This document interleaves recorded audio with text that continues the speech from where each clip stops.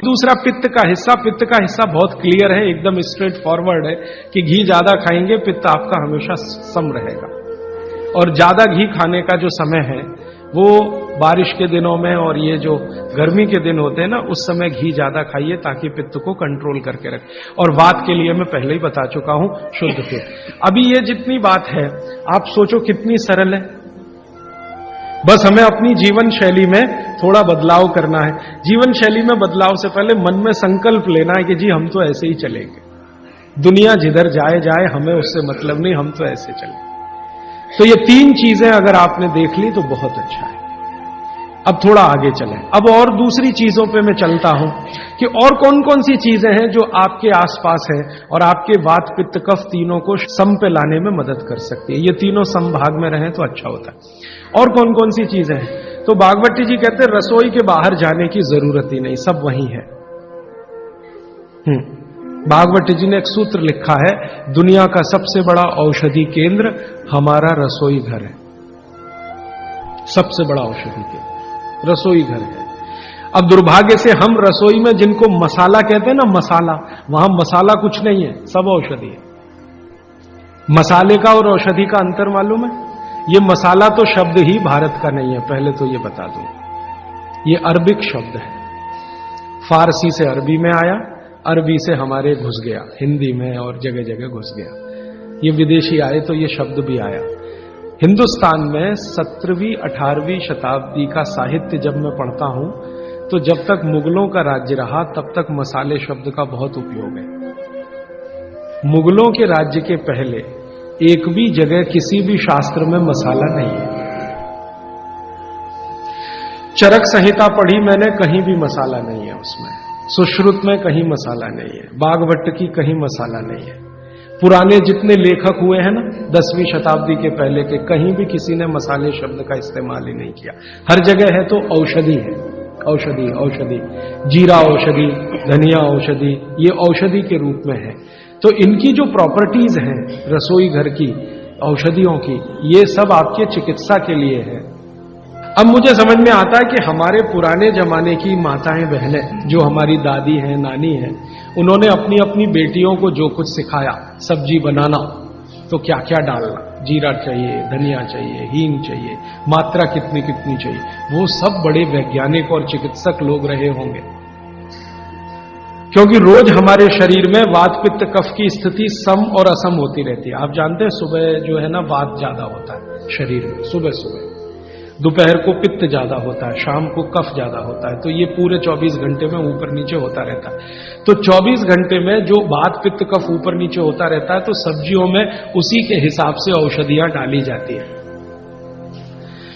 जैसे दोपहर की सब्जी बने, दोपहर की, तो मेरी दादी को मैंने देखा था कि दोपहर की सब्जी बनाएगी तो अजवाइन जरूर डालेगी उसमें, और वही सब्जी रात को बनाती थी तो अजवाइन नहीं डालती थी। तो एक दिन मैंने दादी से पूछा कि यही सब्जी दोपहर को मैंने खाई तो इसमें अजवाइन थी, शाम को खाई तो नहीं, क्यों? तो उसने उत्तर तो नहीं दिया। तो उसने कहा मेरी मां ने ऐसा सिखाया। बस बात खत्म हो गई। अब उस समय मैं भी मान लिया कि ठीक है, उसकी मां ने सिखाया। अब जब मैंने काम शुरू किया ये चिकित्सा पर, तब मेरे समझ में आया कि अजवाइन जो है पित्तनाशक है। घी के बाद, देशी गाय के घी के बाद जो सबसे ज्यादा पित्तनाशक दूसरी कोई चीज है तो वो अजवाइन है। और दोपहर को पित्त भड़कता है, आप जानते हैं, और वो स्वाभाविक है क्योंकि खाना खाने के लिए पित्त भड़कना ही चाहिए। तो उस समय अजवाइन डाली जाती है सब्जी में, क्योंकि दोपहर को ही शरीर को अजवाइन की जरूरत होती है पित्त को सम पे लाने के लिए। तो भारत में ज्यादातर माताएं बहनें ये बात जानती हैं कि दोपहर की सब्जी में अजवाइन चाहिए। दोपहर का दही है ना, दही का मट्ठा, उसमें भी अजवाइन का बघार लगता है। दोपहर की जितनी भी चीजें हैं ज्यादातर अजवाइन ग्रस्त होती हैं या अजवाइन से बनती हैं, क्योंकि पित्त को सम पे रखना है। तो आप सोचो जो लोग ये कर रहे हैं वो बिना कहे कितना बड़ा काम कर रहे हैं, हमने उसका वैल्यूएशन नहीं किया, ये हमारी मूर्खता।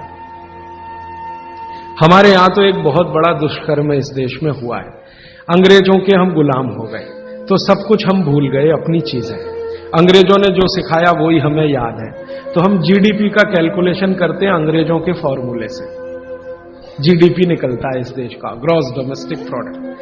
तो मैंने बहुत बार इस देश के अर्थशास्त्रियों से पूछा कि जीडीपी में आप विचित्र विचित्र कैलकुलेशन करते हैं। जैसे भारत की पुलिस है, उस पर जो खर्चा हो रहा है वो जीडीपी का हिस्सा है।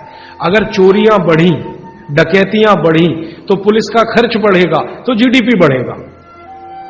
और प्रधानमंत्री छाती ठोक के कहेगा मेरे जमाने में जीडीपी 10% से ऊपर बढ़ गया। सो व्हाट, पुलिस का खर्च बढ़ गया, माने चोरियां बढ़ गई, डकैतियां बढ़ गई, अत्याचार बढ़ गए, अनाचार बढ़ गए तो जीडीपी बढ़ गया, तो क्या बड़ी बात है।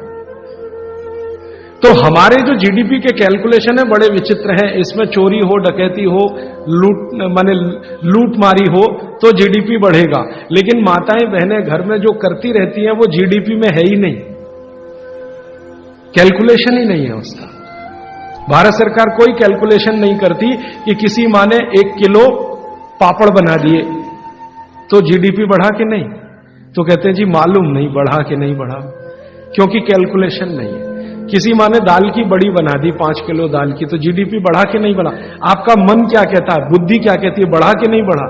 किसी ने बड़ी बना दी, किसी ने पापड़ बना दिए, किसी ने कुछ बना दिया, किसी ने गोंद के लड्डू बना दिए, किसी ने मावे का कुछ बना दिया, तो जीडीपी तो बढ़ ही रहा है, लेकिन हम कैलकुलेट नहीं कर रहे हैं उसको, क्योंकि अंग्रेजों के यहां महिलाओं का किया हुआ काम महत्व का नहीं माना जाता। अंग्रेजों के यहां ये जो अंग्रेज जात है ना दुनिया में, ये महिलाओं के किए हुए काम को काम ही नहीं मानती।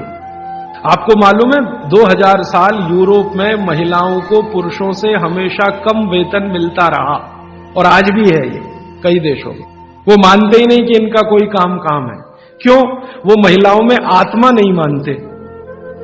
हां, यूरोप का सबसे बड़ा दार्शनिक है प्लेटो, वो कहता है कि स्त्रियों में आत्मा ही नहीं होती, आत्मा सिर्फ पुरुषों में होती है। तो स्त्री जो करे वो बेकार है, पुरुष जो करे वही अच्छा है।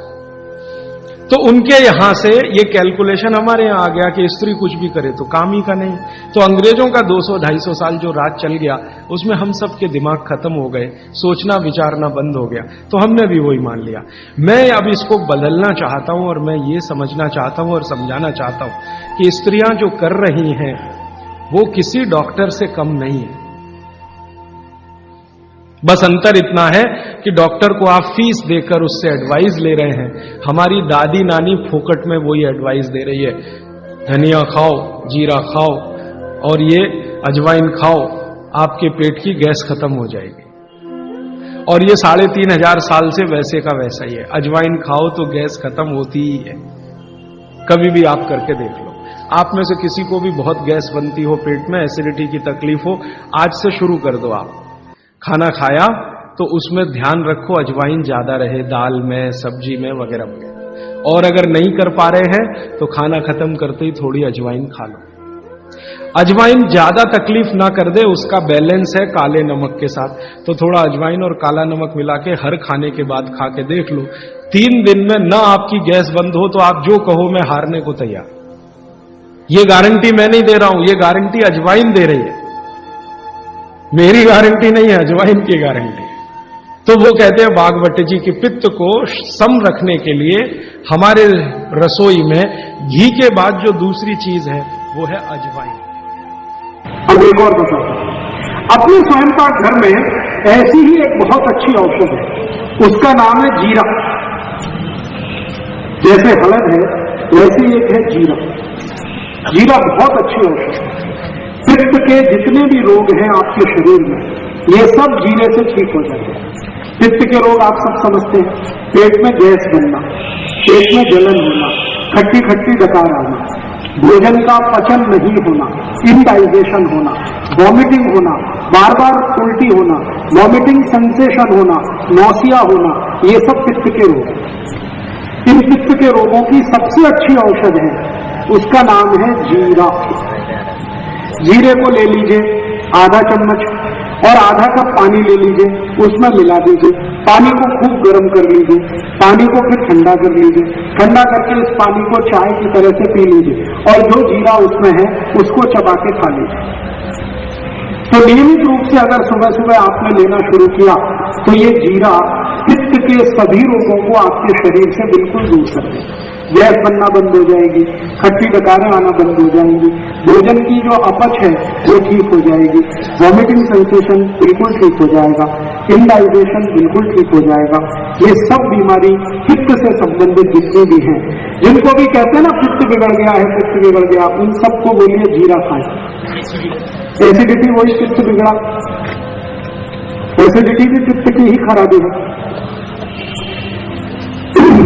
तो जीरा बहुत अच्छी औषधि है।